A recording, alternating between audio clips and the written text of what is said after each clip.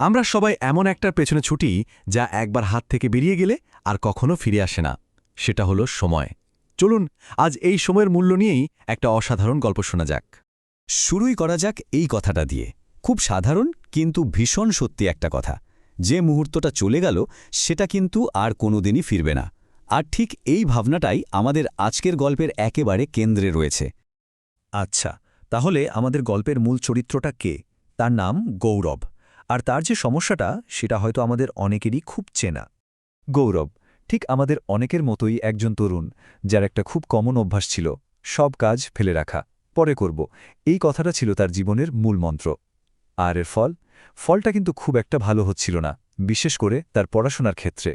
এই যে দেখুন, একদিকে তার কি করা উচিত, পড়াশোনা, অ্যাসাইনমেন্ট, ভবিষ্যতের জন্য পরিকল্পনা, আর অন্যদিকে সে আসলে কি করছে? ঘন্টার পর ঘন্টা রিলস দেখছে, বন্ধুদের সাথে আড্ডা দিচ্ছে, আর না হলে অহেতুক চিন্তা করে সময় নষ্ট করছে। এই যে একটা দ্বন্দ্ব, এটা আমাদের সবার জীবনেই কম বেশি আছে, তাই না? আর এর ফল যা হওয়ার তাই হল। গৌরব একদিন দেখল তার বন্ধুরা সবাই নিজেদের জীবনে এগিয়ে যাচ্ছে, অথচ সে যেখানে ছিল সেখানেই পড়ে আছে। এই উপলব্ধিটা তাকে এতটাই নাড়া দিল যে সে তার শহরের একজন জ্ঞানী ব্যক্তির কাছে পরামর্শের জন্য ছুটে গেল। আর এখান থেকেই গল্পটা একটা নতুন দিকে মোড় নেয়।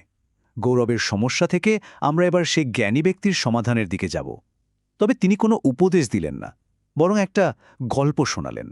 জ্ঞানী ব্যক্তি কিন্তু কোনো রকম রাগঢাক করলেন না, একেবারে সরাসরি সমস্যার গোড়ায় হাত দিলেন।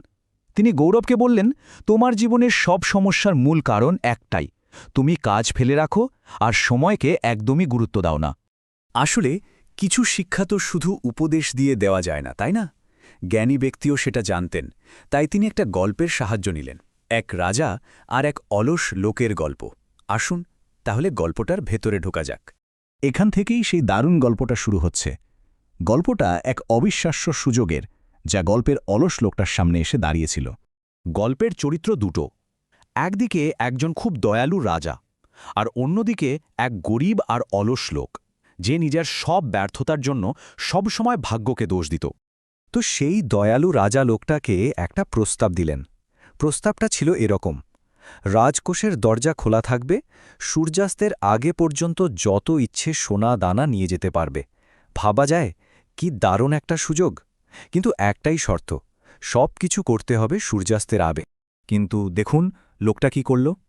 এত বড় একটা সুযোগ পেয়েও তার মাথায় ধন সম্পদের চিন্তা এলো না, এলো খাবারের চিন্তা। সে ভাবল, আরে এখনও তো অনেক সময় বাকি, আগে বাড়ি গিয়ে আরাম করে খেয়ে আসি, তারপর না হয় যাওয়া যাবে। আর এখান থেকেই শুরু হয় তার ভুলের পালা। আমরা দেখব কিভাবে ছোট ছোট ভুল আর সামান্য আলস্য মিলে একটা বিরাট সুযোগকে নষ্ট করে দেয়। এই টাইমলাইনটা একবার দেখুন। সকালে সে সুযোগটা পেল, দুপুরে বাড়ি ফিরে খাওয়ার পর ভাবল একটু ঘুমিয়ে নি। সেই একটু ঘুম হয়ে গেল 2 ঘন্টার লম্বা ঘুম। বিকেলে প্রাসাদের দিকে যেতে যেতে তার মনে হলো গাছের নিচে একটু জিরিয়ে নি। সে একটু বিশ্রাম হয়ে গেল 4 ঘন্টার গভীর ঘুম। মানে পুরো দিনটাই সে নষ্ট করে ফেলল। হঠাৎ যখন তার ঘুম ভাঙল, সে দেখল সর্বনাশ হয়ে গেছে, সূর্য প্রায় ডুবে যাচ্ছে। তখন সে পাগলের মতো প্রাসাদের দিকে ছুটতে শুরু করল।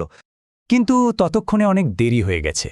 সে যখন প্রাসাদে পৌঁছল, দেখল রাজকোষের দরজা বন্ধ হয়ে গেছে, চিরদিনের জন্য। শেষ পর্যন্ত কি হল? সামান্য কয়েক ঘন্টার আরামের জন্য, একটু আলস্যের জন্য সে তার সারা জীবনের সম্পদটাকেই হারিয়ে ফেলল। আচ্ছা, এবার ফেরা যাক আমাদের মূল গল্পে, গৌরবের কাছে। জ্ঞানী ব্যক্তির এই গল্পটা শোনার পর গৌরবের ওপর তার কি প্রভাব পড়ল? গল্পটা শোনার পর গৌরবের মনে হল যেন কেউ তার সামনে একটা আয়না ধরেছে। সে পরিষ্কার দেখতে পেল ওই অলস লোকটা আসলে আর কেউ নয়, সে নিজেই। প্রতিদিন সেও তো ঠিক এভাবেই ছোট ছোট অজুহাতে, একটু আরামের লোভে নিজের ভবিষ্যতের বড় বড় সুযোগগুলো নষ্ট করছে। আর তারপর গৌরবের জীবনে একটা দারুণ পরিবর্তন আসলো। সে ঠিক করল, আর নয়।